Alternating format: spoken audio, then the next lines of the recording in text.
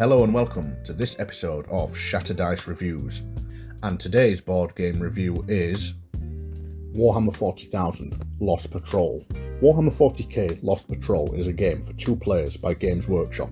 It would perhaps be best described as a competitive dungeon crawler skirmish, though it is set in a jungle, so perhaps jungle crawler would be a better description. The premise of the game is that a squad of Space Marine scouts has crash-landed on a dangerous jungle planet and must find their way to the dropship, hidden somewhere within the jungle. However, the jungle is infested with vicious alien gene stealers, hunting them through the thick foliage. Can this Lost Patrol survive, or will they become prey to the alien menace? Let's find out how it all works. Lost Patrol is a very simple game where one player takes on the role of the Lost Scout Patrol, and the other player takes on the role of the Gene Stealers. The Lost Patrol's objective is to navigate through these hexagonal jungle tiles, procedurally generating the board until they find the tile with the dropship on. If just one scout manages to get to this tile and escape, the scouts win. Meanwhile, the Gene Stealer player has a very simple objective: kill all of the scouts. So, the first thing to do is decide who will play each side. Once that is done, it's time to move on to the setup. To set up the game, first take this clearing tile, identified by the 6 pathways leading off of the 6 edges of the tile. There is only one of these in the set, so it's easy to find. Place the clearing tile in the middle of the table and place the 5 scouts on it. Then, find the tile with this piece of artwork on it. This is the dropship tile.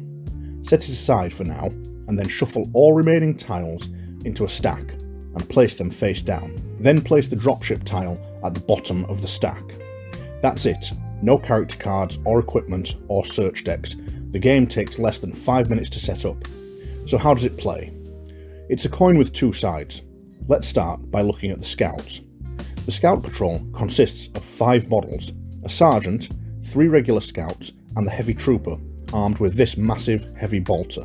On the scout player's turn, each scout receives 2 actions. These actions are attack and move. They may perform them in any order, and may repeat actions so they can move twice, attack twice, or combine them as they see fit. Both of these actions are incredibly simple. Moving allows a scout to move onto an adjacent tile with only 2 restraints. First, the tile must be connected by the jungle path, as shown here. And second, a tile may only hold a maximum of 3 scouts. The attack action is even more simple. If a scout can see a Gene Stealer, they may shoot at it. Roll a die. If the result is a 6, one Gene Stealer is slain and removed from the board. The only exception to this is the Heavy Trooper, who gets to roll 2 dice instead of 1. That's it for shooting, and that's really it for the scouts. Everything else, including placing tiles to build the jungle, is handled by the Gene Stealer player. So let's go back to our initial setup. As the first thing the Gene Stealer player does after setup is resolve tile placement around the clearing. First, pick an edge on the clearing tile. Then, draw a tile from the stack and place it along the edge of the clearing. The Gene Stealer player may orient the tile any way they like, but may only place a tile in such a way that it blocks the path if there is no other possible placement. So the Gene Stealer may cause the jungle to branch off left or right, but they can't intentionally cut the scouts off. They will do this for all 6 edges of the clearing tile. But there is one more thing to be aware of.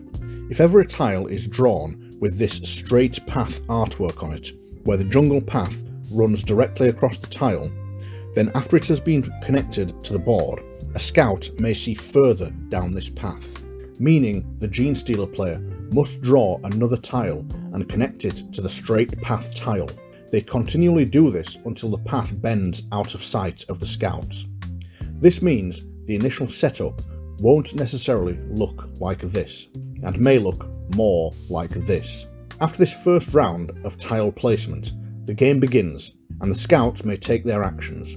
The thing to remember is that tiles are not placed during the scout's turn. If a scout moves onto a tile where the jungle path ends, then he can go no further for now. Once all scouts have completed their turn, the Gene Stealer player then draws a tile for each scout on a tile leading into the unexplored area.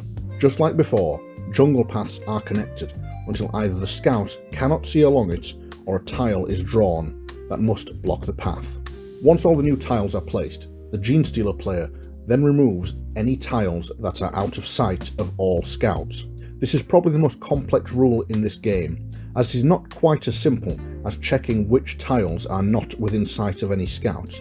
Instead, a tile is only removed if no scout could gain line of sight to it after making 2 move actions. This represents the living jungle, slowly altering itself as the scouts pass through. Here is an example where the scouts are all positioned at the end of their turn. These tiles here are not visible to any scout. If these scouts were each to use 2 movement actions, they would be able to see those tiles, and so in this example, no tiles would be removed from the board. However, if the scouts all ended their turn in this position, then even after moving twice, no scout would be able to see these tiles, and so they would be removed from the board. Now that the board has been reconfigured, it is finally the Genestealer player's turn. The Genestealers work a little different to the scouts. Firstly, there is no limit to the supply of Genestealers. The only limit is how many can be on the board at any one time, and that number is 12, because that is how many Genestealer miniatures are in the box. The actions for the Genestealers also work a little different. As they are an alien hive mind, they can be activated as a group. The Genestealer player receives 3 actions on their turn. These actions are as follows. Spawn a Genestealer. This allows a single Genestealer model to be placed on the board at the end of a jungle path, or on a tile with an infestation marker. Infest. This action allows the player to place an infestation token on a tile that contains at least 1 Genestealer and no scouts. And lastly, the Move Genestealers action, which allows the player to move 1 Genestealer up to 3 tiles, or, so long as the moving Genestealers move from the same tile and end on the same tile, they can move 2 Genestealers 2 tiles, or 3 Genestealers 1 tile. This allows the Genestealer player to move in groups, but will take more time, while offering flexibility to maneuver Genestealers from various points around the board at a much faster pace. It's also worth noting Genestealers can move through the jungle freely. They do not have to stick to the jungle paths like the scouts do. So, now that all the Genestealers have been moved, we go on to the assault step of the player's turn. Each tile containing Genestealers adjacent to a tile containing at least 1 scout may launch an assault against the scouts. For the Genestealer player, this is purely a game of mathematical tactics. Each Genestealer that takes part in the assault has an assault value of 2, and these values are added together. Each tile holds a maximum of 3 miniatures, so a Genestealer assault will have a score of between 2 and 6. The scouts being attacked, however, roll a die to determine their assault value.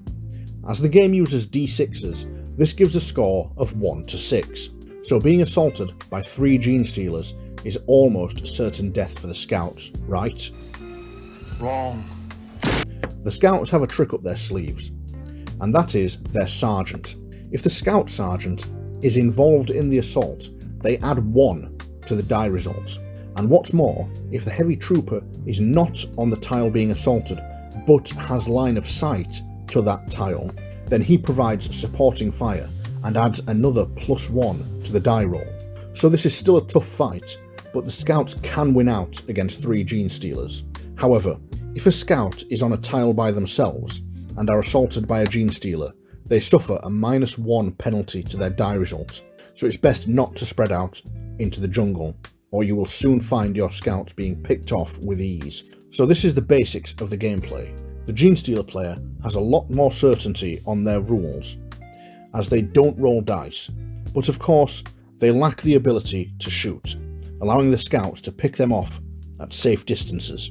This gives the game this really two-sided feel to it, where the game goes heavy on artificial difficulty for the scouts, as their attacks are all determined by dice rolls, and shooting is almost a waste of an action, only to be used in desperate situations. The Genestealers, however, are the exact opposite, with 0 artificial difficulty in their strategy, as their half of the game utilises fixed values. It actually makes for some fun moments, as an overconfident Genestealer player may send a pair of Genestealers after a lone scout, only for him to roll a 6 and send one of them packing. It's also worth noting that whichever side wins the assault, only one casualty is removed from the losing side, and it is the losing player's decision which model is removed. So the Scout Sergeant or Heavy Trooper are best kept with another Scout to use as a meat shield. The last thing to be aware of is that in the event of a tie when determining an assault, the Scouts are forced back. Move all the Scouts onto an adjacent tile, or tiles if there are multiple eligible tiles, and place the assaulting Genestealers on the tile where the Scouts had been. This is important to remember, as each tile can only hold 3 miniatures, and if any Scout is driven back onto a tile already containing 3 miniatures, or a tile with a Genestealer on it, then they are removed as a casualty. So Scout players, be careful how you position your troopers, as one bad roll can result in disaster. Anyway, with all that said, let's take a look at the good, the bad, and the ugly. The good. The game is short and simple, taking between 15 and 45 minutes to play. This makes it an ideal introduction to combat skirmish games. It's also very light on components, making for an ideal travel game. The box is far too big for this game. It would easily fit into something half the size. Despite its simplicity, the gameplay can be pretty fun, and provide some amusing moments, with a surprising amount of tactical thinking going into the movement and placement of both forces. The bad. The price. This game is far too expensive for how little you get in the box. I have seen it as low as £30 and as high as £50. Considering this game contains about 20 cardboard tiles, 18 plastic miniatures, 3 dice, and a rulebook, this game cannot justify such a high price. £25 maybe, but £50 is ridiculous when compared to other games that have such a price point. It's not just price though. Despite being a Games Workshop product, the miniatures are very old sculpts, and so the quality, while still good, is not up to the standards you would expect. It's just really not worth the money.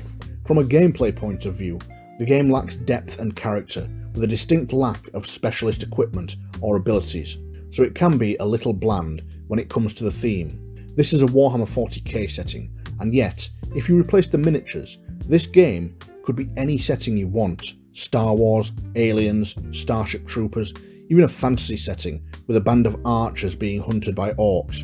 It just really lacks any flavour. The ugly. There is so little to this game, it's hard to really say what's ugly about it. I could say nothing, as the components you get are well produced and the rules are too simple to have any ugly edge cases. But on the other hand, I could say it is all ugly. Outdated miniatures, overly simple rules, and repetitive board tiles. This game really is a matter of taste through and through. So what do I think of Lost Patrol? Well, to be quite honest, it's a tedious game. The simplicity of it makes it quick to set up and play, but it lacks any of the depth that would make a game fun. I could see myself playing this maybe a couple of times a year at most. A bit like Monopoly, you play it once at Christmas, just to remind yourself why it stays in the cupboard the rest of the year. Well, I'm bored of reviewing this game now. If you like these reviews, feel free to like and share and subscribe to the channel. Bye.